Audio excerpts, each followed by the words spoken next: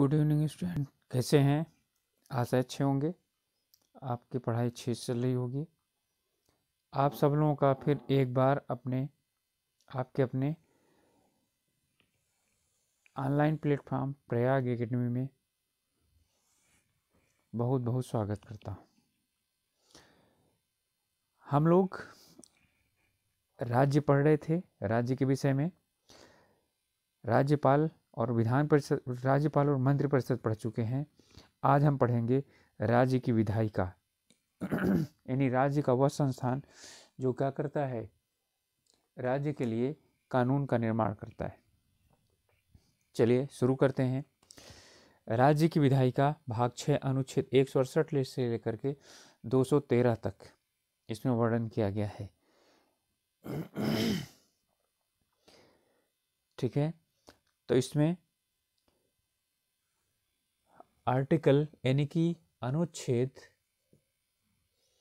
168 में कहा गया है कि राज्य की विधायिका राज्यपाल, विधान परिषद और विधानसभा से मिलकर के निर्मित होगी। तो विधायिका के 3 अंग हैं, राज्यपाल, विधानसभा, विधान परिषद। ठीक है, तो राज्यपाल हम पढ़ चुके हैं। अब आज हम पढ़ेंगे विधान परिषद और विधानसभा। विधान परिषद का गठन और सभी चीजें इसके विषय में उल्लेख 169 में 169 में इसका वर्णन किया गया है। ठीक है, तो इसमें 169 दिया हुआ है। इनका गठन किस तरह से होता है, यानी विधान परिषद का गठन किस प्रकार से होता है। उस राज्य की विधानसभा यदि 2/3 बहुमत से यह संकल्प पारित कर दे कि हम राज्य में विधान परिषद का गठन करना चाहते हैं और उसे संसद के दोनों सदन सामान्य बहुमत से पास कर दें, तो वहां पर विधान परिषद गठित की जा सकती है। इसी प्रकार इसे उत्साहित करने का भी है कि विधानसभा यदि क्या करे, 2/3 बहुमत से यदि पारित कर दे कि हमारे यहाँ विधान परिषद की आवश्यकता नहीं है और केंद्र में यानी कि संसद में दोनों सदन लोकसभा और राज्यसभा उसे पारित कर दें, तो वहां से विधान परिषद समाप्त हो जाती है। वैसे इसमें 171 में, ठीक है, अनुच्छेद 171 में इस चीज का वर्णन है कि प्रत्येक राज्य में विधान परिषद होगी। ठीक है, लेकिन विधान परिषद का हर एक राज्य में नहीं है। ठीक है, कुछ ही राज्यों में है और वे 6 राज्य हैं: उत्तर प्रदेश, बिहार, कर्नाटक, महाराष्ट्र, आंध्र प्रदेश, तेलंगाना। ठीक है, 32 सीटों के साथ जम्मू कश्मीर था, लेकिन अब वो राज्य खत्म हो गया है, इसलिए वहां पर नहीं रहेगा। तो 6 राज्यों में उत्तर प्रदेश में सबसे ज्यादा 99 सीटें, बिहार, कर्नाटक, महाराष्ट्र, आंध्र प्रदेश और तेलंगाना। ठीक है, टूटने के बाद भी दोनों ने विधान परिषद बना रखी है। ठीक है, इनकी संख्या कैसे निर्धारित होती है? इनकी संख्या विधानसभा का 1/3, यानी कि ये क्वेश्चन पूछा जाता है कितनी होनी चाहिए, तो विधानसभा का 1/3 से ज्यादा नहीं होगा और न्यूनतम 40 होनी चाहिए। कम से कम 40 होना चाहिए और विधानसभा का 1/3 होना चाहिए न्यूनतम। वैसे वहाँ तो 36 थे, ठीक है, जम्मू कश्मीर, लेकिन वो समाप्त हो गए, तो इनमें सब जगहों पर 40 से कम यानी 40 है ही। इनका कार्यकाल, यह एक अस्थायी सदन है, बिल्कुल राज्यसभा की तरह यह अस्थायी सदन है और इसके सदस्यों का कार्यकाल 6 वर्ष होता है और इसके 1/3 सदस्य प्रत्येक 2 वर्ष के बाद क्या करते हैं, अवकाश ग्रहण करते हैं।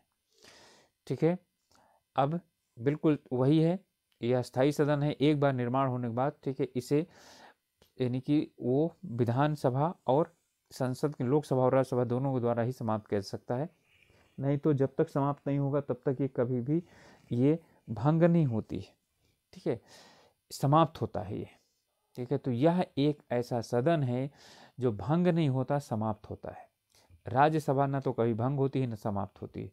इसकी इनकी योग्यताएं, सदस्यों की जो योग्यताएं है वो ये होना चाहिए: भारत का नागरिक होना चाहिए, 30 वर्ष की आयु पूरी कर चुका हो और उसका नाम राज्य की मतदाता सूची में हो। ठीक है, इसके बाद आता है इसका संगठन।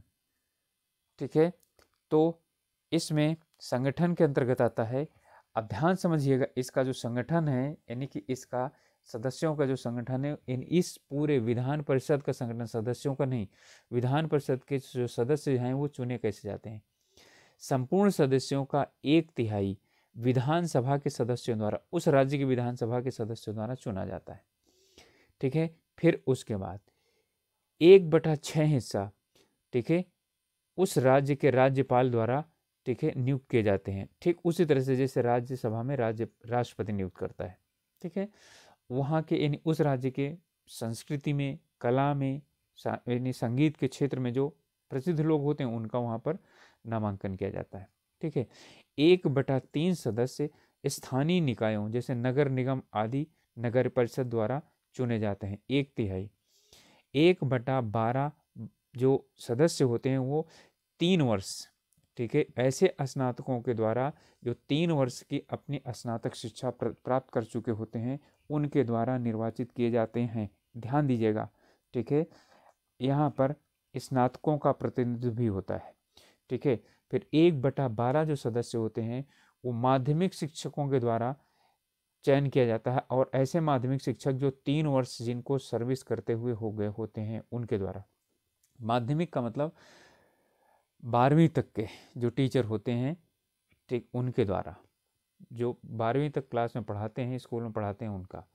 ठीक है, इसके बाद इसका जो है, इसकी खासियत ये है कि वित्त विधेयक को सिर्फ 14 दिन तक रोक सकती है, इससे अधिक नहीं रोक सकती है, कोई परिवर्तन नहीं कर सकती है। परिवर्तन यदि करती है तो विधानसभा मानने के लिए बाध्य नहीं है। इसके पदाधिकारी होते हैं अध्यक्ष और उपाध्यक्ष, 2 पदाधिकारी होते हैं। ये एक यानी कि जब जरूरत पड़ती है तब क्या करते हैं, ये अध्यक्ष और उपाध्यक्ष का अपने ये निर्वाचन करते हैं। ठीक है, चलिए अब इसके बाद आता है विधानसभा। ठीक है, पहले हम इनका गठन ही पढ़ लेते हैं, उसके बाद दोनों का कंपेयर करते चले जाइएगा। विधानसभा 170 में, वो 169 में। ठीक है, संख्या इनकी होती है अधिकतम 500 और न्यूनतम 60। ठीक है, लेकिन कुछ ऐसे प्रदेश हैं, ठीक है, जो न्यूनतम संख्या का उल्लंघन करते हैं, जैसे गोवा, अरुणाचल प्रदेश और मिजोरम में सिर्फ 40 सदस्य हैं। कितने सदस्य हैं? 40। और उससे भी बढ़कर सिक्किम में सिर्फ 32 सदस्य हैं। तो 1, 2, 3 और 4 राज्य इसका पालन नहीं करते हैं। सबसे अधिक विधानसभा सदस्यों वाला जो प्रदेश है वो उत्तर प्रदेश है, 403 सदस्य हैं उसमें। ठीक है, इनका निर्वाचन जनता द्वारा प्रत्यक्ष रूप से होता है, और इनका निर्वाचन आपने देखा कि इनका निर्वाचन अलग अलग विधानसभा के सदस्यों द्वारा, राज्यपाल द्वारा, नामित स्थानीय निकाय द्वारा, स्नातकों के द्वारा, जो BA BSc भी काम कर चुके हैं, BTech, ठीक है, BBA सब कर चुके हैं, उनके द्वारा होता है, और माध्यमिक शिक्षकों के द्वारा भी होता है। ठीक है, इनका कार्यकाल 5 वर्ष होता है। इसके कार्य यानी कि इसके विधानसभा का कार्यकाल 5 वर्ष होता है, और विधानसभा के सदस्यों का भी कार्यकाल 5 वर्ष, लेकिन ये स्थायी सदन है, 6 वर्ष कार्यकाल इसके सदस्यों का होता है, और 1/3 सदस्य 2 वर्ष के बाद क्या लेते हैं, अवकाश ग्रहण करते हैं। इनकी योग्यताएं, ये भी वही होना चाहिए, भारत का नागरिक होना चाहिए, लेकिन इनकी आयु 25 वर्ष से यानी 25 वर्ष की पूरी करना चाहिए। राज्य की मतदाता सूची में इनका नाम होना चाहिए, लाभ के पद पर नहीं होना चाहिए। ठीक है, और विधानसभा को राज्यपाल 5 वर्ष से पहले भी क्या कर सकता है, भंग कर सकता है, अथवा मुख्यमंत्री 5 वर्ष से पहले भी इस्तीफा दे करके और विधानसभा भंग करने की सिफारिश कर सकता है। ठीक है, इसके बाद अब इसमें है कि कुछ ऐसे केंद्र शासित प्रदेश हैं जहां पर भी विधान सभा है, जैसे दिल्ली, इसके सदस्य 70 सदस्य हैं दिल्ली में। पांडिचेरी 30 सदस्य हैं। जम्मू और कश्मीर भी क्या है, ठीक है, एक वो बन गया है, और ये आप लोगों के लिए मैंने छोड़ दिया है कि इसमें खोजिए कि कुल कितने इसके सदस्य हैं। जम्मू और कश्मीर जो आपका केंद्र शासित प्रदेश है उसमें विधानसभा के कुल कितने सदस्य हैं। ये 3 जो है ऐसे केंद्र शासित प्रदेश हैं जिनमें की विधानसभाएं हैं। गणपूर्ति दोनों में, विधान परिषद में और विधानसभा में, दोनों में जो सदन है उसका प्रारंभ करने के लिए 1/10 सदस्यों का होना आवश्यक है। इसी को ही गणपूर्ति कहा जाता है। ठीक है, इसके भी पदाधिकारी एक अध्यक्ष और एक उपाध्यक्ष होते हैं। दोनों के पदाधिकारियों का जो कार्य है वो ये है कि ये इनकी बैठक में, जब इनकी बैठक प्रारंभ होती है तो इसकी क्या करते हैं, अध्यक्षता करते हैं। ठीक है, अध्यक्ष और यदि अध्यक्ष नहीं है तो अध्यक्ष की अनुपस्थिति में उपाध्यक्ष करता है। ठीक है, चलिए इसके बाद है इनके कार्य और शक्ति, यानी विधानमंडल के, इन दोनों को मिला करके विधान परिषद और विधानसभा को मिला करके विधानमंडल कहा जाता है। ठीक है, क्या कहा जाता है? विधान मंडल कहा जाता है। ठीक है, कहीं पर विधानमंडल में सिर्फ विधानसभा है, जैसे उत्तराखंड में सिर्फ विधानसभा है, विधान परिषद नहीं। ठीक है, जब हिमाचल प्रदेश में सिर्फ विधानसभा है, विधान जो है उसमें विधान परिषद नहीं है। ठीक है, तो वो हाँ विधानमंडल में सिर्फ एक ही है। ठीक, तो इसके बाद आगे है कार्यपालिका, इनके कार्य एवं शक्तियाँ। पहला है विधि निर्माण। तो आपको पता है कि राज्य सूची में इनको अनन्य रूप से अधिकार प्राप्त है कि कानून बनाएंगे। ठीक है, विधानसभा और विधान परिषद दोनों में से कहीं से भी शुरुआत हो जाएगा। ठीक है, कानून बनाने का। ये उसी तरह से यहाँ पर जो विधेयक होता है, ठीक है, वो दो प्रकार का होता है। मंत्री रखेगा सरकारी विधेयक और सामान्य व्यक्ति रखेगा, यानी सामान्य विधायक रखेगा तो क्या हो जाएगा? गैर सरकारी विधेयक होगा।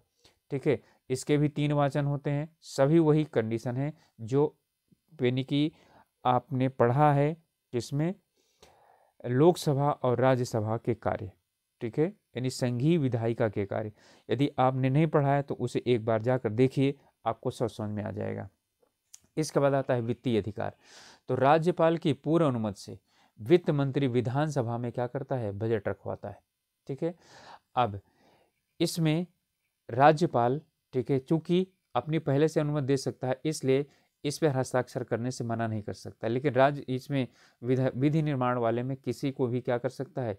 वो रोक सकता है, हस्ताक्षर करने से मना कर सकता है, अथवा राष्ट्रपति के लिए क्या कर सकता है? राष्ट्रपति के पास भेजने के लिए रख सकता है। याद है कल मैंने पढ़ा था अनुच्छेद 200 के अंतर्गत। ठीक है, राज्यपाल किसी भी, ठीक है, विधेयक को राष्ट्रपति की स्वीकृति के लिए अपने पास रख सकता है। इसके बाद है निर्वाचन संबंधी। राष्ट्रपति के निर्वाचन में विधानसभा के निर्वाचित सदस्य भाग लेते हैं, पता है आपको, लेकिन उसको हटाने में नहीं, और अपने तो अध्यक्ष और उपाध्यक्ष से निर्वाचित करते हैं।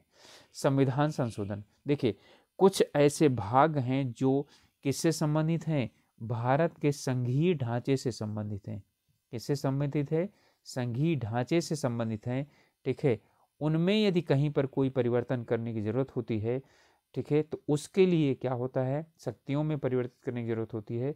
तो संविधान में संशोधन जब संसद द्वारा किया जाता है, यानी कि वहाँ से विशेष बहुमत से, विशेष का मतलब 2/3 बहुमत से पारित होकर के जब वो विधेयक, ठीक है, आधे से अधिक राज्यों से भी पारित होना जरूरी है, तो राज्यों के पास आता है, तो विधानसभाएं क्या करती हैं? उन्हें पारित कर करके और वापस भेजती हैं।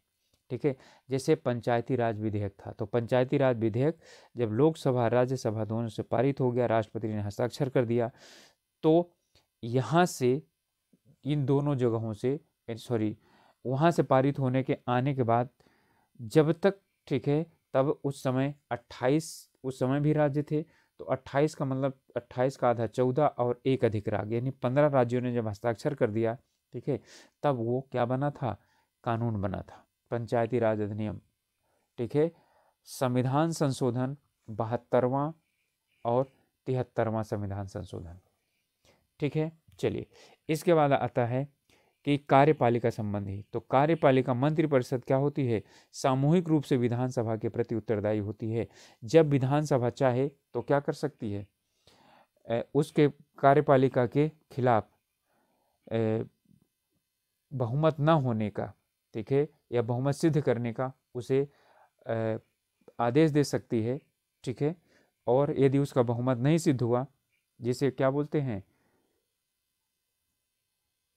उसमें भी जब कार्यपालिका आई थी तब मैंने बताया था, ठीक है, कि लोकसभा के प्रति उत्तरदायी होते हैं, और लोकसभा में यदि उनका बहुमत चला जाता है तो प्रधानमंत्री को मंत्रिमंडल के साथ इस्तीफा देना पड़ता है। तो यहाँ मुख्यमंत्री को मंत्रिमंडल के साथ इस्तीफा देना पड़ता है। ठीक है, जब ये अपना बहुमत साबित नहीं कर पाते हैं तो। ठीक है, और एक चीज़ इनमें दोनों में अंतर थोड़ा सा है, वो ये है कि वित्तीय अधिकार में विधानसभा का ज़्यादा है, विधान परिषद का कम है। ये सिर्फ 14 दिन तक रोक सकते हैं बस, ठीक है, उसे अधिक दिनों तक नहीं रोक सकती है। ठीक है, तो आशा करता हूँ कि आप लोगों को ये राज्य विधायिका भी अच्छी तरह से समझ में आ गई होगी। और अब हम अगला जो हमारा है वो है पंचायती राज। ठीक है, क्योंकि त्रिस्तरीय शासन प्रणाली है तो हमने केंद्र शासन पढ़ लिया, राज्य शासन पढ़ लिया, अब हमें स्थानीय स्वशासन पढ़ना है और ये बहुत ही महत्वपूर्ण विषय है। ठीक है, चलिए मिलते हैं अगले वीडियो में। तब तक आप लोग अपनी पढ़ाई अच्छी तरह से करिए, अपने ध्यान रखिए और अपने घर वालों का भी ध्यान रखिए। और वीडियो को लाइक कीजिए, चैनल को सब्सक्राइब कीजिए, लोगों को शेयर कीजिए, जिससे दूसरे भी इससे क्या कर सकें, फ़ायदा उठा सकें। ठीक है, ओके, मिलते हैं अगले वीडियो में। तब तक के लिए गुड बाय।